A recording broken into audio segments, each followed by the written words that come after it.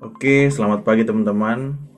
Hari ini saya akan jelaskan tentang perbedaan antara penyakit medis, penyakit dokter, dan penyakit guna-guna atau santet. Jadi bagi teman-teman,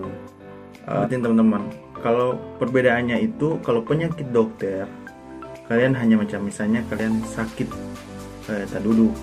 Kalian sakit macam misalnya pulih, besok lagi masih sakit, kalian bawa di dokter, dokter kasih obat, 1-2 hari pasti ada perubahan sedikit, walaupun ada pasti ada perubahan. Nah itu penyakit dokter. Nah kalau penyakit santet guna-guna, perbedaannya itu teman-teman kayak begini. Kalian sudah pantangan dan bawaannya kalian tuh selalu emosi, dan kalian kadangkala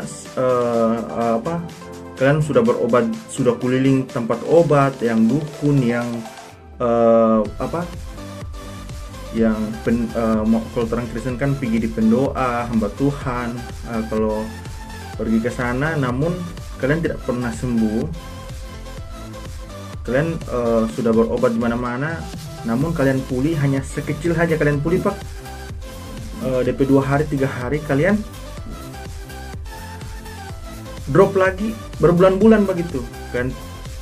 Kalian berobat lagi, dari awalnya kayak hanya penyakit ringan, tidak lama berujung ke operasi, sakit parah. Jadi itu perhatikan, itu bukan lagi penyakit dokter, tapi penyakit orang punya, penyakit guna-guna, penyakit santet. Nah barang yang seperti itu kalian harus obati dulu. Kalian obati dulu secara gaibnya, dan kalian sembuhkan secara tradisional. Percaya dan yakin sama Tuhan bahwa apa yang kalian laksanakan secara tata cara seperti itu pasti kalian akan sembuh. Nah selama ini kita selalu, kalau kan ada beberapa macam sakit itu, ada sakit keteguran. Kalau sakit keteguran itu biasanya kita itu macam misalnya bermain di pohon situ, disaratakan, sudah pulih. Beda dengan sakit kiriman. Nah sakit kiriman ini kalian memang pulih sedikit, namun yang bikin kalian ini, yang santet kalian ini, perhatikan, dorang lebih tahu, dorang tahu bahwa kalian ini akan pulih. Nah mereka akan kirim lagi penyakit lain begitu, makin parah. Nah ada roh-roh jahat yang mereka kirim. Nah teman-teman, karena saya alami sakit parahnya itu, jadi ketika saya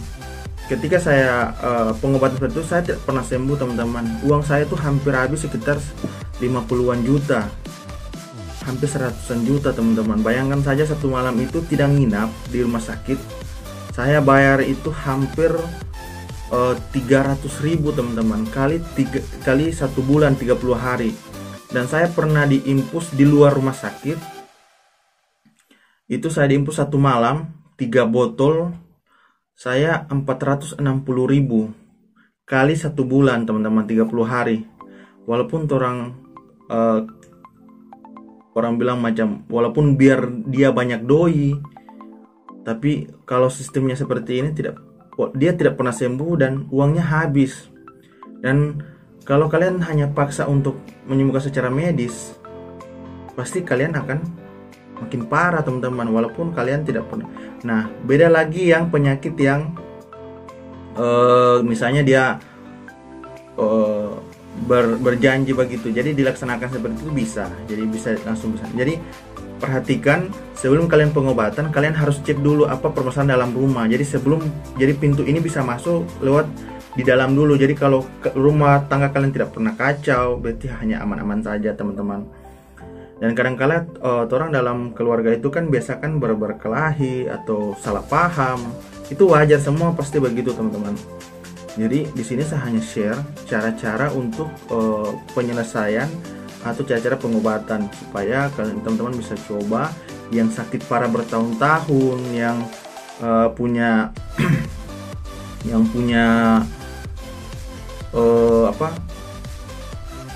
sudah tidak punya dana dan sebagainya.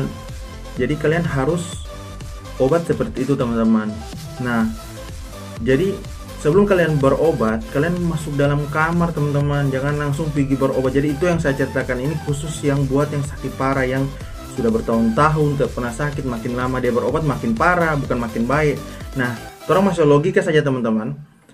Luka yang misalnya luka yang tabanting, yang misalnya luka di lutut lah atau di kaki yang tergores.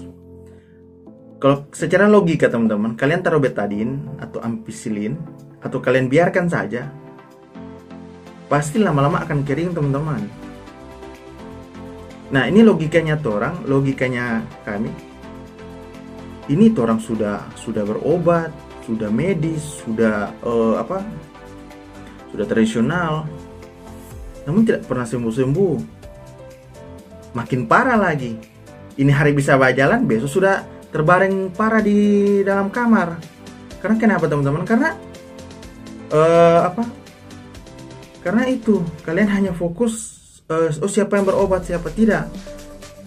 Semua yang menyembuhkan itu Tuhan. Kalau saya itu Tuhan Yesus. Saya Kristen, jadi saya berdoa sama Tuhan Yesus karena Tuhan Yesus menyembuhkan saya. Tapi ingat, Tuhan itu pakai perantara. Dan perantara itu akan terkabul kalau kalian harus damai dulu dalam rumah. Misalnya bagi teman-teman, banyak kalian hanya ingin sembuh, tapi masa kalian ingin sembuh tapi dalam rumah kalian kacau, kalian masih ada simpan sakit hati. Jadi bagi teman-teman, jadi sebelum kalau saya lalu itu saya selama 1 tahun berobat tidak pernah sembuh. Karena kenapa? Saya langsung fokus macam misalnya, di sana yang paling jago, di sana yang paling jago, di sana saya langsung pergi teman-teman.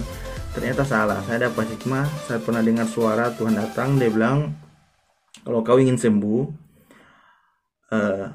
coba kalian harus kumpul dulu satu keluarga. Ketika kalian ada masalah, jangan berminta maaf hanya kalian saja, panggil hamba Tuhan. Kalau kami Kristen kan panggil hamba Tuhan, selesaikan.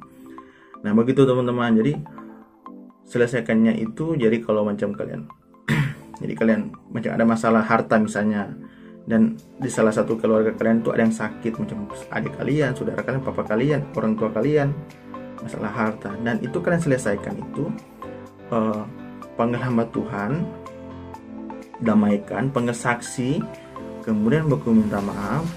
Nah taruh nasar itu biar ya seikhlasnya. Tuhan juga tidak minta lebih, yang seikhlasnya macam 50.000, 20.000, 100, sesuaikan dengan kemampuan kalian saja teman-teman. Nah setelah kalian sembuh baru bikin begitu. Nah jadi jangan lupa, jadi ada 2 cara kalau kalian bikin pemutusan. Kalau bikin pemutusan berarti kalian memang pemutusan sekali, jadi semua dari keluarga itu kalian bikin pemutusan. Namun ada tata cara yang kedua. Kalau kalian masih keluarga kan kadang-kala orang ini manusia masih kental dengan adat istiadat. Nah kalian harus selesaikan dua cara. Jadi 2 tadi kalian harus kumpul dalam rumah, panggil hamba Tuhan, selesaikan. Dan kemudian cara kedua kalian harus pergi ke kayak nenek kalian, karena orang yang niat jahat ini kirim santet ini mereka tahu bahwa nama kalian ya. Makanya itu kalau dalam kami Kristen itu ada roh turunan. Misalnya kalau kalian baru mau, anak kalian baru sukses, orang tuanya sakit, kalian baru mau bikin rumah, orang tua kalian mau bikin rumah mulai bagus, biasa kadang-kala anak kalian sakit. Karena kenapa? Karena roh-roh jahat yang orang santet ini kirim, mereka tahu mereka akan kirim lewat macam misalnya seperti kirim kayak lewat, saya tidak suka dengan ini, karena ya ini yang macam bisa yang bilang yang mau santet kalian, mau guna-guna kalian, dan mereka biasa tahu untuk kasih bangun itu kayak tuan tanah atau penjaga situ yang roh halus itu untuk ganggu kalian. Nah ada juga yang kalau yang sakit-sakit parah itu kadang-kala mereka disyaratkan di turunan, misalnya dia ditahu turunannya si ini, dan mereka disyaratkan di sana teman-teman. Yang itu saya alami teman-teman. Jadi cara penyelesaian seperti itu. Kalau kalian macam misalnya kan kadang-kala orang yang sakit parah itu selalu mengucap kayak begini, saya akan mau mati, dan selalu berpesan-pesan kata-kata terakhir teman-teman. Kalau kalian punya indera keenam, kalau kalian punya hikmat atau kalian punya kelebihan, itu yang bicara itu bukan dia, tapi roh jahat yang selalu kuasai dia. Dan orang yang normal selalu lihat bahwa ternyata ini adalah dia yang memang dia yang minta begini, karena dia Padahal tidak teman-teman. Dan kalau biasa kan kita kan selalu cerita kalau macam begitu kan, ada yang sakit, tiba-tiba dia pesan, oh dia memang begitu karena sakit parah begini-begini. Tidak teman-teman, sakit parah itu ada penyebabnya teman-teman gitu. Jadi itu kalian sudah selesai dalam rumah, jadi pintu di rumah jadi pintu dalam rumah itu tertutup, kalau secara goib itu tertutup, dan kemudian Basia radian, jadi kayak macam ada, jadi selesaikan. Nah, kalau kalian ada bermasalah dengan orang, jangan pergi minta maaf, jangan. Saya larang jangan pergi minta maaf. Karena kenapa teman-teman? Karena kita tidak tahu hatinya mereka. Kan saya pernah alami teman-teman. Jadi begini, saya disuruh pergi minta maaf begitu. Kalau ketemu dia tegur, saya makin parah teman-teman. Saya memang hati mungkin orang secara lisan sudah minta maaf, namun hati mereka makin sakit. Jadi caranya itu, mereka inginkan kirim santet itu lewat pintu-pintu yang ada masuk sama orang, macam misalnya kayak pintu keluarga orang tua yang orang kasih sakit hati, kayak saudara-saudara yang kita kasih sakit hati. Jadi kadangkala pintu itu langsung lewat situ teman-teman, ada celah-celah yang masuk. Nah, jadi tidak usah orang minta maaf ke sana, orang bahagiakan saja dalam rumah. Betul, minta maaf, damai saja teman-teman. Nah, ketika kalian damai, kalian akan mulai di situ mujizat-mujizat Tuhan itu masuk. Positif-positif atau kuasa Tuhan itu mulai masuk. Karena apa? Kalian mulai damai. Ibarat kalau pacaran kan, kalau dua saling mencintai, walaupun dibikin begini kan, dipengaruhi orang lain kan tidak bisa kacau. Karena kenapa? Karena tidak bisa karena mereka saling percaya, mereka damai, mereka baku sayang begitu. Ya, seperti itu dalam keluarga. Setelah kalian damai, kalian taruh nasar, nah, kemudian kalian ke siara keturunan, siara saja taruh nasar. Nah, kalau kalian sembuh baru. Nah, setelah selesai itu, kalian masuk di kamar. Nah, berapa hari kemudian begitu kalian masuk di kamar, kalian fokus minta sama Tuhan, berdoa, Tuhan angkat saja cobaan ini, karena kami sudah tidak mampu, mungkin sampai sini cobaan kami, angkat saja cobaan jadi berkat Tuhan, pulihkan saja cobaan ini Tuhan, sembuhkan saja anak saya atau apa begitu, doakan Tuhan, kami akan mau berobat di macam si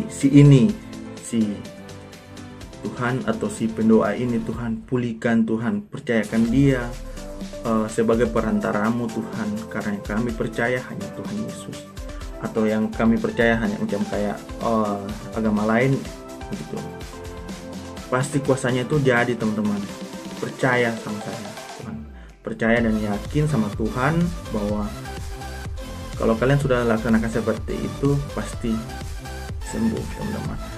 Dan ini saya mau jelaskan teman-teman, jangan langsung paksa oh ini hari saya obat seperti itu langsung besok berdiri, besok bisa makan. Tidak teman-teman. Ibarat bagian teman-teman, ini kan celaka. Kalian sakit itu kan tidak terlihat oleh mata batin. Kalian terlihat tidak oleh mata batin, tapi kalian yang rasakan. Hanya orang lain hanya lihat, oh dia ini terbaring karena sakit ini, usus kanker usus apa semua, banyak selalu begitu. Nah, jadi ibarat saya kasih ilustrasi saja teman-teman. Ibarat kalian sakit itu kayak misalnya kelingking kalian itu tergores, misalnya teriris, atau bisul, ada bisul. Tidak mungkin teman-teman setelah kalian taruh obat amoxicillin seperti itu teman-teman, jadi kayak penyakit yang saya bilang itu, setelah kalian obat tidak mungkin satu hari itu langsung sembuh. Nah, ada lagi yang beda dari mujizat teman-teman. Nah, memang itu kuasanya Tuhan. Nah, tapi kalau macam kalian kayak begitu ilustrasinya saya itu seperti itu. Jadi ibarat kan kadang-kala orang ada bisul di tapi kaki sebelah ini kan tidak bisa mampu jalan, atau ada luka di telapak kaki kan, satu badan sampai pala-pala sampai itu kan engkel teman-teman. Nah, seperti itu. Jadi itu saja kalau bisul itu dia butuh 1 minggu baru pulih teman-teman.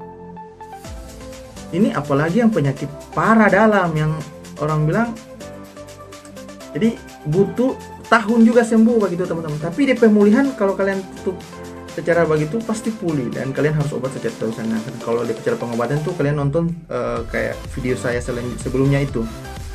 Jadi begitu teman-teman. Jadi kalian selesaikan dulu. Nah setelah santet-santetnya diselesaikan, kalian pembelian secara tradisional. Percaya teman-teman, kalau kalian masih boleh juga secara medis kalau misalnya kalian, tapi cuman kalau medis saya ketergantungan nanti, karena obat saya itu satu tempat nasi besar, saya itu ketergantungan di obat situ. Jadi sampai saya minum obat yang macam misalnya yang cuma kan asam lambung, dia bagi ginjal, saya minum obat karena yang orang rasakan itu kan, kalau dokter kan bilang 3 kali sehari, tapi yang orang rasakan itu suka ingin minum. Kalau sudah datang sensasinya atau ampal-ampalnya itu, pasti kita selalu konsumsi itu teman-teman. Nah itu jadi yang itu saya harus bagikan dulu teman-teman. Semoga bermanfaat video ini. Bila ada kata-kata yang tidak baik, jangan dimasukkan, terima saja yang positif-positifnya teman-teman. Semoga video ini kalau bermanfaat, silahkan share, bagikan ke teman-teman yang mungkin ada keluarganya sakit. Semoga video ini bisa bermanfaat teman-teman. Inilah sekian dari video saya. Ketika ada komen, ada pertanyaan, kalian silahkan tanya saja, nanti saya share lagi lewat video. Oke, jangan lupa like, komen, dan subscribe. Yesus memberkati. God bless you.